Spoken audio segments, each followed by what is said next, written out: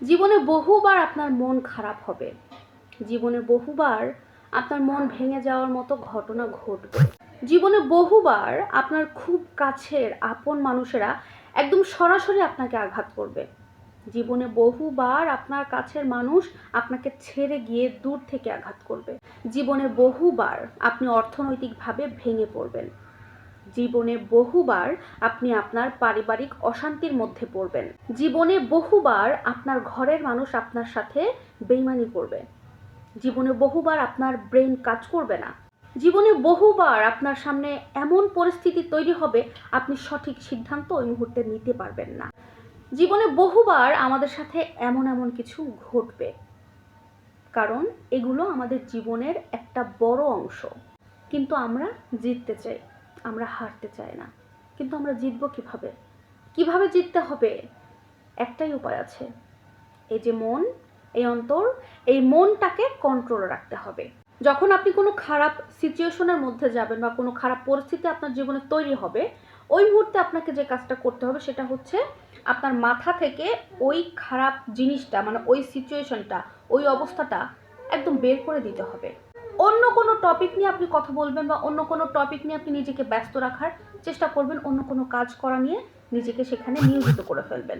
এই ধরেন আপনার অর্থনৈতিক সমস্যা, আপনার টাকার প্রচুর দরকার কিন্তু আপনি কোনো ওয়ে পাচ্ছেন না, আপনি কিভাবে এতগুলো টাকা ম্যানেজ করবেন বা আপনার এই বিপদ থেকে আপনি খুব সহজে উদ্ধার হতে পারছেন না, আপনি প্রচুর টেনশন করছেন।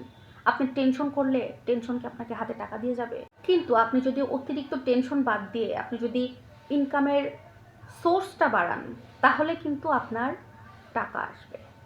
ধরেন আপনাকে কেউ একজন আঘাত করেছে, আপনি সেই আঘাতটা নিয়েই পড়ে আছেন, ব্যথা মেরেছে, কেন মেরেছে, কি করব?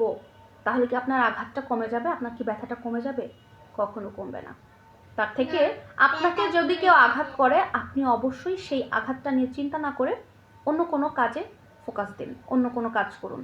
আপনি এমন কোনো কাজ করুন যে কারণে যে আপনাকে আঘাত করেছিল তাকে বুঝিয়ে দিন, তোমার আঘাতে আমার কিছুই হয়নি, বরং আমি আরো স্ট্রং, আমার উদ্দেশ্যে সফল হতে পেরেছি।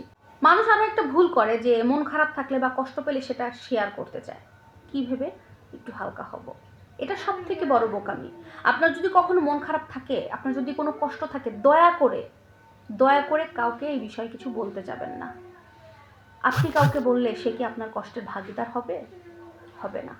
তার থেকে আপনি যাকে শেয়ার করতে যাবেন সে যদি বুঝে, সে জানে যে আপনি ভালো নাই, আপনার মনে কষ্ট আছে, আপনি খারাপ আছেন, সে এটা নিয়ে রহস্য করবে, সে এটা নিয়ে হাসি তামাশা করবে, সে নিজে হাসবে, আরো 10 জনকে নিয়ে হাসবে, তখন কি আপনার ভালো লাগবে?